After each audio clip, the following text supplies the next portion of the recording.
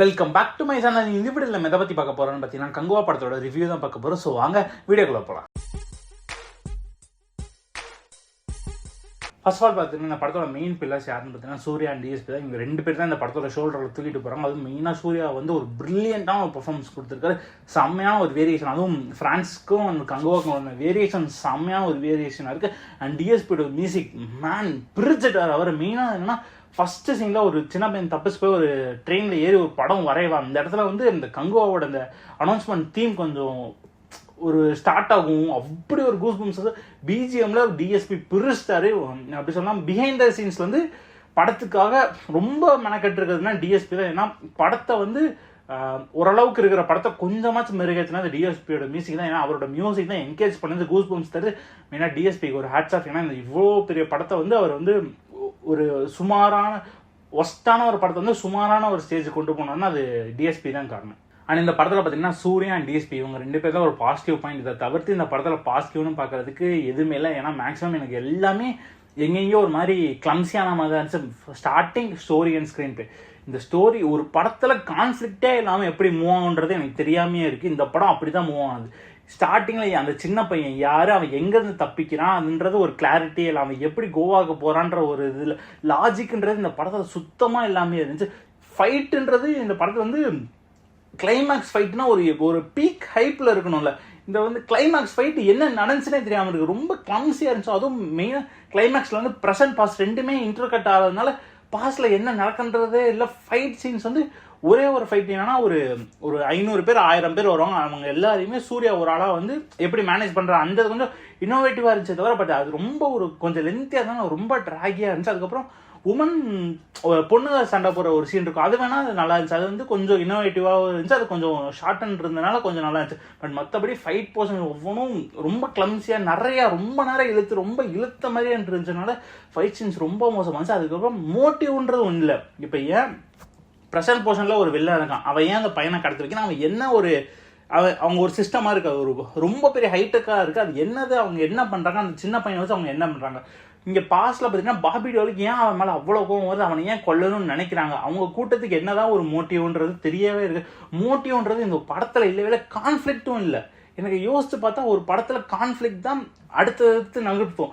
இங்கே கான்ஃப்ளிக்ட்னே ஒன்றும் இல்லை. இப்போ ரோமன் எம்பையர் வந்து அவனை அழிக்கிறதுக்காக நீ போய் சண்டை போடுறான்னா அவன் போய் சண்டை போடுறான். இங்கே வந்து சூர்யா இவர் ப்ரெசன்ட் போர்ஷனில் வில்லன் யாருன்னா கார்த்தி தான் வில்லன். எல்லாருக்குமே தெரியும் கார்த்தி தான் இங்கே நடிச்சிருக்காங்க. ப்ரெசன்ட் போர்ஷனில் வில்லன் யாருன்னு பார்த்தா கார்த்தி. அவருக்கே அந்த பையன் தேவைப்படுது, அந்த பையனுக்கும் இதுக்கும் என்ன சம்மந்தம்ன்றது ஒன்றுமே கான்ஃப்ளிக்ட்ன்றது ஒன்று இல்லவே இல்லை. அதுனா லாஜிக்ன்றது ரொம்ப எப்படி சொல்றது, படத்துக்கும் லாஜிக்கும் ரொம்ப தூரம் இருக்கிற மாதிரி இருக்கு. ஏன்னா லாஜிக்ன்றது ஒன்று இந்த படத்தில் சுத்தமாக இல்லை. அண்ட் ஃபைட் பற்றி பேசிடுறப்போ ஓப்பனிங் சீன், அதுவும் ப்ரெசன்ட் போர்ஷனில் ஒரு ஃபைட் சீன் வரும். என்ன ஃபைட் சீன் அது, எப்படி அவ்வளோ அவுடேட்டடாக இருக்கும். எனக்கு இந்த ப்ரெசன்ட் போர்ஷன்லாம் பார்க்குறப்ப எப்படி சூர்யா இதை ஒத்துக்கிட்டாரு நமக்கு பார்க்குறப்பே தெரியுது. அந்த வார்த்தையை நான் சொல்ல வரல, அந்த இது வந்து கிரிஞ்சாக இருக்குது, ரொம்ப கிரிஞ்சாக இருக்குது. பில்டப் கொடுக்கலாம், பில்டப் கொடுத்தா சூப்பர். பாஸ்ட் போர்ஷனில் பில்டப் சீன் இருக்கு, அது செம்ம மாசாக இருக்குது, ஒவ்வொன்றும் கூஸ் பம்ப்ஸாக இருக்குது. பட் ப்ரெசன்ட் போர்ஷனில் ஓப்பனிங் சீனில் ஒரு பில்டப் கொடுப்பாங்க. என்னடா இது இல்லாமல் இன்னும் பில்டப் சீன் எடுத்துக்கிட்டு இருக்கீங்கன்னு நினச்சி எனக்கு சூர்யா எப்படி ப்ரெசன்ட் போர்ஷன் ஒத்துக்கிட்டாருன்னே தெரியல.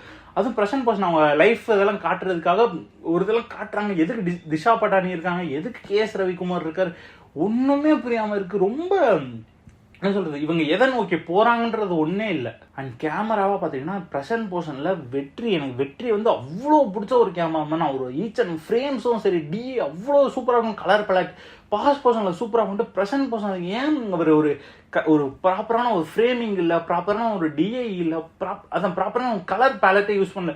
எனக்கு இன்னமும் கிளைமேக்ஸ்லாம் ஒரு அந்த ஃப்ளைட்டில் ஒரு சீன் வரும், அது பார்க்குறப்ப இதுவும் டிஐ பண்ணலாம் இல்லை எதுவும் தூக்கி போட்டாங்கன்ற மாதிரி அவ்வளோ ஒரு கண்ணுக்கு கூசுற மாதிரி இருந்துச்சு. இது வெற்றியோட கேமராவை இவரா இப்படி பண்ணியிருக்கா, அதுவும் ப்ராப்பரான ஃப்ரேமிங்கே இல்லாமன்றத எனக்கு நினச்ச பார்த்தா என்னடா பண்ணுறீங்க வெற்றி, ஏன் இப்படி மாறிட்டீங்கன்னு. அதுவும் பாஸ்ட்டில் இவர் பாபி டியோரோட கிளான் காட்டுற இடத்துல வந்து ஃபுல்லாக மிஸ்ட் ஆயிடுச்சு. எனக்கு ஃபேஸ் யாருன்னே தெரில. எனக்கு வந்து பாபி டியோல் ஒரு பையன் யாருன்னா வட்சன்னு தெரியும். அவர் வந்து நம்ம அந்த கைதி படத்தில் நடிச்சிருப்பாரு. அவர் எனக்கு ஓகே, அவர் தெரிஞ்சு, ஏன்னா அது வந்து நம்ம ட்ரெய்லர்லேயே இருப்பாங்க 10 சொட்டுறதுக்குள்ள கங்குவா இங்கே வரணுன்றதுனால அவர் இருக்காருன்னு தெரிஞ்சு. இன்னொரு பையன் வந்து ஹரிஷ் உத்தமன். அவர் வந்து யாருன்னா நம்ம இவர் அடைக்கலம், நம்ம கைதி படத்தில் அடைக்கலம் அவர்ல அவர் நடிச்சிருக்கான்றது எனக்கு எப்படி தெரியும்னா, இன்ஸ்டால அவர் போஸ்ட் போட்டிருக்காரு, நான் இந்த கேரக்டர் பண்ணியிருக்கேன்றது பார்க்குறப்பதான் தெரியும் அவர் தானே. அப்படி அடையாளமே தெரியாம ஒருத்தர் வச்சிருக்காரு. அதுவும் ஃப்ரேம் சுத்தி ஃபுல்லா மிஸ்டாவே இருக்கிறது. அது ரொம்ப ரெட்டிஷா மாத்துறதுனால யாரு என்ன கேரக்டர் பண்றாங்கன்னே எனக்கு தெரியாம, கொஞ்ச நேரத்துக்கு பாபி டியோல் ஃபேஸே தெரியாம, அவ்வளவு மிஸ்டா இருந்துச்சு. அதே மாதிரி தான் இங்க கங்குவாவோட அவங்க கிளான்லயும் நிறைய இடத்துல மிஸ்டாவே இருந்துச்சு. அந்த மிஸ்டை வந்து கங்குவா கிளானுக்கு கூட ஓகே, இந்த இடத்துல மிஸ்டா இருக்குது, அவங்க ஒரு மலை பிரதேசத்தில் இருக்காங்க, ஸோ அந்த இடத்துல வந்து பனிமூட்டை இருக்கிறது கூட ஓகே, அது வெறும் ஓகே தான். பட் சன்னி டியோல் பாபி டியோல் அவரோட இதுல பாக்குறப்ப ஃபேஸும் தெரியல, எதுவுமே தெரியலையே. எனக்கு பாக்குறப்ப ஏன்டா இப்படி பண்றீங்க, வெற்றி நல்லா தானே பண்ணிட்டு இருந்தீங்க, கேமரா ஏன் இப்படி பண்றீங்கன்னு இருந்துச்சு. அதுக்கப்புறம் விஎஃப்எக்ஸ் நான் என்ன சொல்றது, மெயினா ப்ரெசன்ட் போர்ஷன்ல கார்ல போறப்ப பேக்ரவுண்ட் அந்த ப்ளூ ஸ்கிரீன் இருக்குங்களா, அந்த இது வந்து எனக்கு ஏன் கோட் படத்துல இதான் அவனுக்கு பிரச்சனை இருந்துச்சு. கார்ல போறப்ப சைட்ல அந்த ப்ளூ ஸ்கிரீன் இருக்கிறது அது ஒரு பிரச்சனை இருந்துச்சு. இப்பயும் அது பிரச்சனை இருக்கு. ஏன் அதை லைவ் லொகேஷன்ல எடுக்கலாமே, நிறைய எல்லாத்தையும் லைவ் லொகேஷன் இருக்காங்க, க்ளோஸ் அப்னா மட்டும் அது வந்து கிரீன் ஸ்கிரீன் இல்ல ப்ளூ ஸ்கிரீன் போடுறாங்க. அது பாக்குறப்பே டேய் அவே ஸ்டார்டிங்கே இந்த படத்தை வந்து அவே ஆகிட்டா நம்ம எப்படி ஒரு கனெக்ஷன் இருக்கும்னு இருக்கு. ஆனால் அடுத்து பார்த்தீங்கன்னா இந்த படத்தோட ரைட்டிங்ன்றது கொஞ்சம் சுத்தமாக இல்லை. எனக்கு வந்து சிவா வந்து கொஞ்சம் மேலோட்டமாக எழுதிட்டு எல்லாத்தையும் ரொம்ப மேலோட்டமாக எழுதிட்டாருன்னு தான் தெரியுது. ஏன்னா கங்குவா அது சூர்யா கேரக்டரை தவிர்த்து வேற எந்த கேரக்டருமே ஒரு டெப்த்ன்றதே ஒண்ணு இல்லை. அவர் ஒரு இன்டர்வியூல சொல்லியிருப்பாரு, ஏன்னா இந்த படத்துல வந்து எல்லா கேரக்டர்ஸுக்கும் ஒரு கிளை கேரக்டர்ஸ், எல்லாத்துக்குமே ஒரு சப் ஸ்டோரி இருக்கு. ஸோ நான் அதை வச்சு ஒரு கங்குவா 2 எடுக்கலாம், கங்குவா வெப் சீரிஸ்னு ஒன்று எடுக்கலாம், கங்குவா இது ஒரு பிரான்சைஸாக நான் உருவாக்கலாம்னு சொல்லிட்டு இருந்தாரு. எனக்கும் கார்கி சாருக்கும் என்ன தோணுச்சு அப்படின்னா, so we have set up a world, ஒரு ஒரு என்ன சொல்றது, ஒரு ப்ரெமிஸ் அழகாக செட் ஆயிடுச்சு. ஸோ மெனி கேரக்டர்ஸ், எவ்ரி கேரக்டருக்கு ஒரு கிளைக்கதை வருது, அந்த கிளைக்கதைக்கு பின்னாடி ஒரு எமோஷன் இருக்கு. So skies the limit.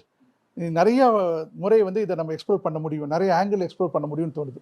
So அதனால எங்களுக்கு என்ன தோணுச்சுன்னா, ஃபர்ஸ்ட் கங்குவா 1, அதுக்கப்புறம் கங்குவா 2, அதுக்கப்புறம் வந்து ஒரு என்ன சொல்றது, ஒரு சீரீஸ் மாதிரி பண்ணலாம், ஒரு ஃப்ரான்ச்சைஸ் மாதிரி பண்ணலாம், இல்லை வந்து ஒரு ஸ்டாண்டர்ட் ஒன் பண்ணலாம். அது சில கேரக்டர்லாம் இருக்கும், அதெல்லாம் அழகாக ஸ்டாண்டர்ட் ஒன் பண்ணால் கூட நம்ம டெட்பூல் மாதிரி அது தனியாகவே பண்ணலாம், அந்த அளவுக்கு நல்லா இருக்கா. பட் படம் பார்க்குறப்ப சூர்யா கேரக்டர் தவிர கங்குவா தவிர வேற யாருக்குமே பேக் ஸ்டோரியே இல்லையா. அந்த சின்ன பையனுக்கான ஓகே, அந்த சின்ன பையனுக்கான ஒரு பேக் ஸ்டோரி இருக்கு, அந்த பையனுக்கான ஒரு கேரக்டர் டெப்த் இருக்கு. பட் அதை தவிர்த்து வேற யாருக்குமே அந்த மெயினான வில்லன் பாபி டியோல் அவருக்கே ஒரு கேரக்டர் டெப்த்தே இல்லைன்னா என்னதுன்னு எனக்கு புரியவே இல்லை. இந்த படம் வந்து ஃபர்ஸ்ட் ஹாஃப் பார்த்து முடிச்சதுக்கு அப்புறம் நான் யோசிச்சேன், ஆமா இந்த கதை எதை நோக்கி போயிட்டு இருக்கு, எங்க போயிட்டு இருக்கு, இவங்க என்னதான் இப்போ பிளான்ல இருக்காங்க, அடுத்து என்னதான் நடக்கும்ன்றது ஒன்று புரியாமே இருந்துச்சு. மெயினா இந்த படத்துல கான்ஃபிளிக்ட்ன்றது ஒரு மெயின் பிரச்சனை இருக்கு. இந்த படம் கான்ஃபிளிக்ட்ன்றது தான் இந்த ஒரு படத்தை வந்து ட்ரிவன், ஒரு படத்தை வந்து நகர்த்துறது கான்ஃபிளிக்ட் தான் முக்கியம். ஒரு பிரச்சனை தான் இந்த படத்தை நகர்த்தும். இந்த படத்துல என்ன பிரச்சனை, இந்த படத்துக்குள்ள என்ன பிரச்சனைன்னு பாத்தீங்கன்னா, ரோமன் எம்பையர் வந்து அவங்க வந்து கங்குவாவோட கிளான் இருக்கிற இடத்த வந்து அவங்க ஆக்கிரமிக்கணும்னு நினைக்கிறாங்க. ஸோ ஃபர்ஸ்ட் வந்து அவங்க என்ன பண்றாங்க, நட்டி அவரை போய் விட்டு அவங்க கிளான் எல்லாரையும் தோக்கடிக்க பார்க்கறாங்க. பட் அவரால் முடியாது. ஸோ அவங்க என்ன பண்றாங்க, பாபி டியோல்ட்ட போய் கேட்கறாங்க. பாபி டியோல் என்ன பண்றாரு, அவருக்கும் கங்குவா கிளானுக்கு ஆல்ரெடி பிரச்சனை இருக்கு போல. அது என்ன பிரச்சனை, ஏன் ஒரு எப்படி சொல்றது, அவங்க 2 பேத்துக்குள்ளே ஆல்ரெடி பகை இருக்கு, ஏன் என்ன பகை அப்படின்னு சொல்லலைன்னா புரியவே புரியாது. அவர் ஏன் இவ்வளவு ஆக்ரோஷமா இருக்காரு, எதுக்கு கங்குவா கிளானை கொல்லணும்ன்றது வெறியோட இருக்குன்றது புரியவே இல்லை. அவர் என்ன பண்றாரு, அவருக்கு மொத்தம் 3 பசங்க, 2 பசங்களை போங்கடா அப்படின்றாங்கன்னா அவங்க 2 பேரும் செத்துடுறாங்க. அதுக்கப்புறம் இன்னொரு பையனை போக சொல்றாங்க, அவனும் செத்துறாங்க. கடைசியில் இவரும் செத்துடுறாரு. எதுக்கு, இவங்க 2 பேரும் சண்டை போட்டு இவங்க 2 பேரும் யாருமே கங்குவோட கிளானுக்கு வந்து ஒரு எப்படி சொல்ற, ஒரு தெட்டாவே இல்லை. போனா அவன் கொண்டுருவான், ஈஸியா கொண்டுருவான், அப்புறம் எதுக்கு போறீங்க அப்படின்றதா இருந்துச்சு. எனக்கு சுத்தமா புரியவே இல்லை. அதுவும் பாபி டியோல் அவ்வளோ பெரிய ஒரு ஸ்டார் உள்ள வராரு, ஓகே ஃபைட் சீன்ஸ் எல்லாம் சூப்பரா இருக்கும் அப்படின்னு நினைச்சிருந்தா, கிளைமாக்ஸ் சப்பையா முடிச்சிடுறாரு கங்குவா. அதுவும் கங்குவாக்கு வந்து ஆல்ரெடி இன்னொரு பிரச்சனை பக்கத்துல போயிட்டு இருக்கும். ஒரு சீன்ல பாபி டியோல் வந்து இவர் சூர்யா வந்து ஒரு இடத்துல கழுத்தை பிடிச்சி நிப்பாட்டிட்டு இருப்பாரு, சூர்யா ஒரு கயிறை பிடிச்சிருப்பாரு. அங்க வந்து ஒரு இது ஸ்பாய்லர் அலர்ட் தான், அங்க ஒரு பையன், அந்த சின்ன பையன் தான் அங்க தொங்கிட்டு இருப்பாங்க, அவன் கீழே உழுகிற போற மாதிரி இருக்கும், பிடிச்சிட்டு இருப்பான். இவங்க சூர்யாவும் அந்த பையனும் பேசிக்கிட்டே இருப்பான். ஒரு 2-3 நிமிஷத்துக்கு பேசிட்டு இருப்பாங்க, பாபி கழுத்து பிடிச்சிக்க மட்டுமே தான் இருப்பாரு. அவர் எதுவுமே பண்ண மாட்டார். அவர் எதுவுமே பண்ணல, என்ன பண்றாரு? அதுக்கப்புறம் அந்த பையன் வந்து தான் உயிரை பண்ண வச்சு நான் உன்னைய காப்பாத்துறேன் அப்படின்னு அந்த பையன் விழுந்துரும். அதுக்கப்புறம் கங்குவா போட்டு இவர் அடிச்சிருவாரு. ஏன் எப்படி அடிப்பாரு? அவன் ஏன் அவ்வளவு ஸ்ட்ராங்கானவன்? அங்க கிளான்ல இருக்க சுத்தி மொத்த பேரும் அவனுக்காக பயப்படுறாங்க. ஏன் பயப்படுறாங்க? அவன் அப்படி என்ன பண்ணிட்டான்? அவன் ஏங்க அரசனா இருக்கான்? எந்த ஒரு பேக் ஸ்டோரியுமே இல்லாம எப்படி நீங்க இதை பிரான்சைஸா எடுப்பீங்கன்றது நீங்க இன்டர்வியூல சொன்னீங்க, எனக்கு புரியவே இல்லை சிவா. எனக்கு இது என்ன சொல்றதுனே தெரியல இந்த படத்தை பத்தி. அண்ட் அதுக்கப்புறம் இந்த படத்தை வந்து அதான் இந்த படத்துல கான்ஃபிளிக்ட்ன்றது ஒன்று சுத்தமா இல்லை. அதுக்கப்புறம் பிரசன்ட் பர்சன் வந்துகிட்டே ஒரு கான்ஃபிளிக்ட். அதுவும் இல்லாம இந்த படம் வந்து என்னன்னா, பிரசன்ட் பர்சன் வில்லன் யாருன்னா, இது ஒரு ஸ்பாயிலர் தான். பிரசன்ட் பர்சன் வில்லன் யாருன்னா கார்த்தி.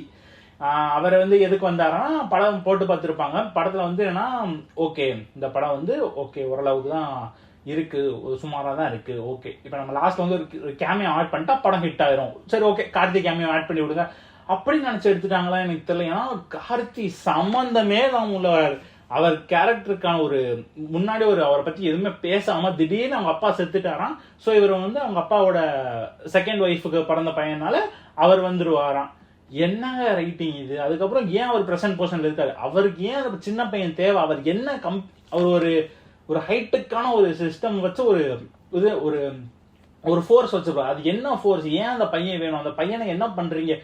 கார்த்தியோட மோட்டிவ் என்ன எதுவுமே சொல்லல. அந்த பையன் வேணும், இல்ல அந்த பையனோட மூளை வேணும். என்ன இதுல என்ன ரைட்டிங் இருக்குன்னு தெரியல. அதுவும் இல்லாம சிவா வந்து அவர் ஹாலிவுட் ஸ்டாண்டர்ட்ல எடுக்கிறதுனால, ஸோ இவங்க ரஷ்யன் ஒரு அந்த ஃபோர்ஸ் எல்லாம் கூப்பிட்டு வந்து அவங்க கண்ணை வச்சு நிக்க வச்சா இது ஒரு ஹாலிவுட் படமா இருக்கும். இதே தான் ஒரு விவேகத்திலயும் போனாரு. அப்படி இருக்கவே இருக்காது. நம்ம வந்து கதையில அப்படி இருந்ததுனா வரும். இது ஜஸ்ட் ஒரு பிரம்மாண்டத்தை காட்டணும், நாங்க ஒரு ஹாலிவுட் ஸ்டாண்டர்ட்ல எடுக்கிறது காட்டுறதுக்காக இப்படி வைக்கிறாங்க. யோசிச்சாலே என்னங்கடா இது, எனக்கு சிவா என்னை எப்படி போடாம விட்டுறாருன்னு இருக்கேன்னா, இந்த படம் பாக்குறதுக்கு முன்னாடி நான் வந்து ரொம்ப ஒரு எக்ஸ்பெக்டேஷன்ல, ஏன்னா தயவு செஞ்சு சூர்யா வந்து உண்மையில ஒரு பேட் பேஸ்ல இருந்தாரு. ஏன்னா தியேட்டரிக்கலா சொல்றேன், ஓடிடியா ஒரு 2 பெரிய பேங்கர் கொடுத்தாரு. பட் தியேட்டரிக்கலா அவருக்கு வந்து ஒரு நல்ல சரியான ஒரு படம் வராமையே இருந்துச்சு. ஓகே இந்த படம் அவர் நல்லா வந்துருன்னு யோசிச்சுக்கிட்டே இருந்தா, சிவா வந்து அண்ணாத்த கொடுத்தாரு, விவேகம் கொடுத்தாரு. இதுதான் எக்ஸ்பெக்ட் பண்ண தப்பு. அவரை இனிமே நான் சொல்றது என்ன, ஜானா ஷெஃப் நீங்க வேணாம். நீங்க வந்து உங்களுக்கான ஒரு ஸ்ட்ராங் ஜோன் ஒன்று இருக்கு. சென்டிமெண்ட்ன்றது உங்களுக்கான ரொம்ப ஸ்ட்ராங் ஜோன். விவேகம்ன்ற வீரம், விசுவாசம், அந்த ரூரல் ஏரியால உங்களோட ஸ்ட்ராங் ஜோன். நீங்க அதில் பண்ணுங்க, நல்லா தானே பண்ணுங்க. விசுவாசம் சூப்பரா இருக்கும், வீரம்லாம் நல்லா இருக்கும். அவர் வந்து ரூரலா பண்றப்போ ரொம்ப நல்லா இருக்கு. அவர் எப்ப நான் அர்பனா நானும் சிட்டி ஸ்டைலிஷா ஒரு படம் பண்றேன்னு வரப்பதான் பிரச்சனை ஆயிடுது. ஏன்னா வேதாளத்துலயும் அதுதான் கொஞ்சம் பிரச்சனையா இருந்துச்சு. அண்ட் விவேகத்துல சொல்ல தேவையில்ல. அதுக்கப்புறம் அண்ணாத்துலயும் ரூரல் பண்ணாரு. அது என்ன நான் சொல்றது தெரியல. இது பீரியாடிக்கு இப்ப நான் டிஃபரெண்டா ஒன்று காட்டுறேன் அப்படின்னு காமிச்சாரு. மெயினா இன்னொன்னு என்ன, இந்த படத்துல வந்து ஓப்பனிங் அந்த பிரசன்ட் போர்ஷன் எவ்வளவு ஒரு அவுடேட்டடா இருக்குன்னா, பாஸ்ட் போர்ஷன்ல ஒரு நம்ம எப்படி சொல்றது வந்து ஒரு ஹைப் தரது. ஒரு ஐயோ அது பேர் என்ன சொல்லுவாங்க, ஒன் செகண்ட் பில்டப். பில்டப் பண்ற வார்த்தையை கூட வர மாட்டேங்க. பாஸ்ட் போர்ஷன்ல ஒரு பில்டப் கொடுப்பாங்க, செம்ம ஒரு பில்டப் இருக்கும், கூஸ் பம்ஸா இருக்கும். Present portion opening fight scene ஒரு பில்டப் கொடுத்துருப்பாங்க. என்னங்க இது, இன்னுமாங்க இந்த மாதிரிலாம் ஒரு பில்டப்? அது பில்டப் கூட கிடையாது. அவர் ஏதோ யோகி பாபு வந்து சூர்யா வர்ணிக்கிறாரு. எனக்கு சத்தியமா ஓப்பனிங் ஃபைட் சீன் பார்த்துட்டு சுப்ரீம் சுந்தர் மாஸ்டர் துணிவு படத்துல பண்ணவரா, என்ன இப்படி பண்ணிட்டு இருக்காரு? பிரசன்ட் போர்ஷன்ல ஃபைட் சீன் ரொம்ப வஸ்ட். ஃபைட் சீன்ன்றது என்ன, இவர் அடிக்கிறாரு, அவன் அடி வாங்குறான், அவ்வளவுதான். அவன் சும்மா தான் நிக்கிறான், அவன் அடிக்க கூட கை வாங்க மாட்டான், சும்மா நிக்கிறான், அடிக்கிறான், அவன் கை வாங்குறாங்க. அதுக்கப்புறம் திஷா பட்டானி அவங்க ஏன் இருக்காங்க, எதுக்கு இருக்காங்கன்றது எதுவுமே தேவையே இல்லை. திஷா பட்டானியோட கேரக்டர் சும்மா தேவையே இல்லை. அவங்க வந்து ஒரு என்ன சொல்றது, ஒரு ஹீரோயின், ஒரு ஹீரோயின் ரோல் வேணுன்றதுக்காக இருக்காங்க. அதுக்கப்புறம் அவங்களோட காஸ்டியூம் பத்தி நான் சொல்ல விரும்பல. தேவையில்லாத ஒரு கிளாமர் அவங்களுக்கு தந்துக்கிட்டு, அவங்களுக்கு அவ்வளோ பெரிய கிளாமர் தேவையே இல்லை. அவங்க வந்து எனக்கு இவங்க அந்த பிரசன்ட் பர்சன்லாம் பேசிக்கிட்ட விதம் எப்படி இருக்குன்னா, ஒரு 2034 ஒரு இன்னும் கொஞ்சம் ஃபியூச்சரிஸ்டிக்கா இருந்துச்சுன்னா அவங்க பேசின விதம், அவங்க யூஸ் பண்ற கேஜெட்ஸா இருக்கட்டும் சரி, அவங்க ட்ரெஸ்ஸிங் சென்ஸ்னா கூட அப்ப கூட ஓகே. பட் இப்ப 2024 தான் காட்டுறாங்க. இங்க எவனும் அப்படி இல்லையே. பவுண்டின்றதும் நீங்க நம்ம கேட்டது கூட இல்ல பவுண்டின்றதும் வந்து இப்ப ஹாலிவுட்ல வந்து அது எப்படி சொல்லுவாங்கன்னா, இப்போ ஒரு ஜான்விக்ல இருந்துச்சுன்னா, இப்போ ஒருத்தர் இவன் தலையை கொண்டு வந்தவங்க லைஃப் டைம் செட் பண்றான் அப்படின்னு சொல்றாங்களா, அதுதான் அவங்க பவுண்டின்னு வாங்க. இவ்வளவு காசு தரேன் அப்படின்றத பவுண்டி. இந்த வேர்ட்ஸ் எல்லாம் யூஸ் பண்ணிட்டா இது ஒரு ஹாலிவுட் ஸ்டாண்டர்ட் படமோ ஒரு ஃபியூச்சரிஸ்டிக்கான படமோ எல்லாம் கிடையாது. கதையில இருந்தாதான் வரும். எனக்கு அது ரொம்ப பெரிய ஒரு பிரச்சனையாக இருந்துச்சு.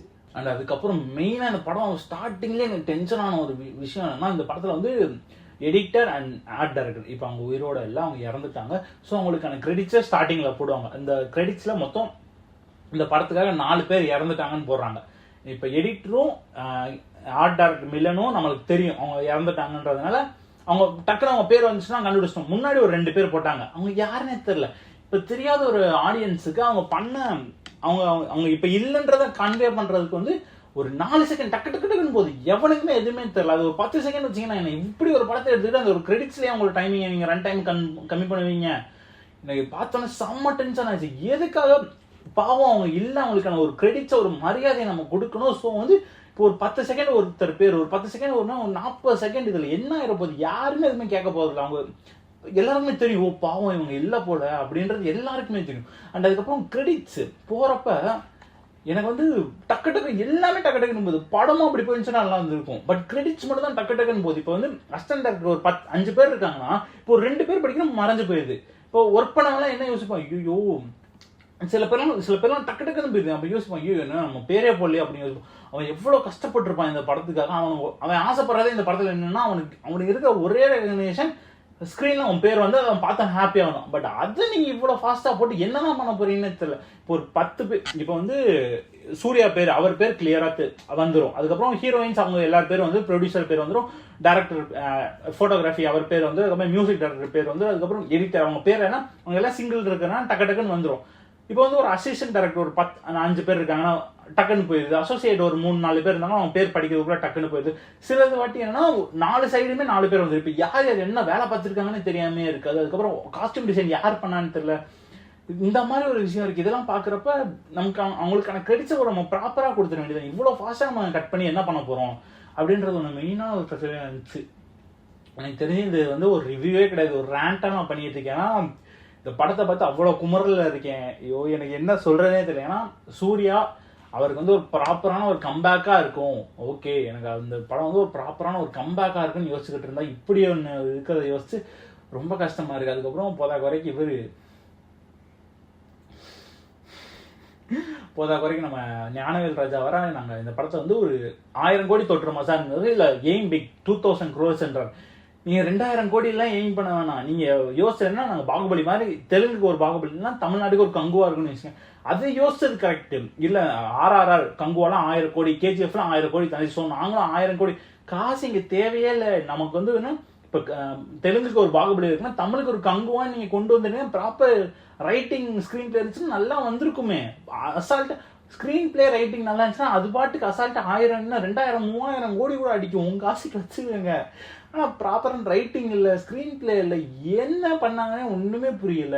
எனக்கு தெரிஞ்சு கன்ஃபார்ம் பேட்ச் போயிருக்கணும். இந்த படம் பார்த்துட்டு பேட்ச் போயே ஆயிருக்கணும். மெயினாக இந்தியன் 2வும் இதே தப்பை தான் பண்ணாங்க. ஏன்னா இந்தியன் 2 இந்தியன் 3 ஒன்னா வந்திருக்க வேண்டிய படத்தை இவங்க 2 படமா மாற்றி இந்த பிரச்சனை வந்து இந்த கங்குவா படத்துக்கும் வந்திருக்கு. ஏன்னா கங்குவா 1 கங்குவா 2லாம் இல்லை, இது ஒரு கங்குவாவே வந்திருக்கணும். ஃபர்ஸ்ட் ஆஃப் கங்குவா 1ஆவும் செகண்ட் ஆஃப் கங்குவா 2ஆவும் அவங்க பிடிச்சி நல்லா பேக் பண்ணி கொடுத்தா நல்ல படமா வந்திருக்கும். சிவா அவர்களே, இப்போ கங்குவா 2 எடுத்தீங்கன்னா, இப்போ இருக்கிற நிலைமைக்கு கங்குவா 2 வருமானு தெரியல, பட் கங்குவா 2 எடுத்தீங்கன்னா ப்ளீஸ் கொஞ்சம் ப்ராப்பரான ஒரு ரைட்டிங் கேரக்டராக இருக்கலாம் வச்சு, நீ எல்லாருக்குமே கேரக்டராக இருக்கலாம் வைக்கவே வேணாம். ப்ராப்பராக ஹீரோ வில்லனுக்கு மட்டும் நீங்கள் ப்ராப்பராக ஒரு கேரக்டராக இருக்கு வச்சு, ஒரு பிரச்சனை கான்ஃப்ளிக்ட் ப்ராப்பரான ஒரு கான்ஃப்ளிக்ட் மட்டும் வச்சு எடுத்தீங்கன்னா அதுவே போதும். இதுதான் என்னோட வேண்டுகோள். நான் ரிவ்யூவாக பண்ணணும்னு நினச்ச ஒன்று, இந்த படத்தில் இது நல்லா இருக்குது இது நல்லா இருக்குன்னு சொல்லிட்டு போகலான்னு நினச்ச ஒன்று, இது ரேண்டாக வரும்னு நான் நினச்சி கூட பார்க்கல. அண்டு நீங்கள் படம் பார்த்தீங்கன்னா கமெண்ட்ஸ் சொல்லுங்கள், உங்களுக்கு படம் பிடிச்சிருக்கா இல்லையா நம்புறேன். அண்ட் இது எல்லாமே என்னோட பர்சனல் ஒப்பீனியன். இந்த படத்தோட ரேண்ட் இப்போ பண்ணது வந்து என்னோட பர்சனல் ஒப்பீனியன். ஏன்னா அவ்வளோ எக்ஸ்பெக்டேஷன் வச்சிருந்தேன் இந்த படத்தில். வந்து இந்த படம் வந்து ஜெயிச்சிடணுன்ற ஆசைப்படுறதுல ஒரு ஆள் நானாக இருந்திருப்பேன். ஏன்னா சூர்யாவோட கம்பேக்காக வெயிட் பண்ணிட்டு இருந்தேன். இப்போ கடைசியில் கம்பேக் வந்து கார்த்திக் சுப்ராஜ் படத்தில் தான் வரும் நான் நம்புறேன். அண்டு அடுத்து அதுக்காக நம்ம வெயிட் பண்ணுவோம். அண்டு நம்மளோட short film love sex 40K தாண்டி போயிட்டு மறக்காம பாருங்க, பார்த்துட்டு நம்ம கமெண்ட் சொல்லுங்க. அண்ட் தேங்க்ஸ் ஃபார் வாட்சிங் கைஸ். பை.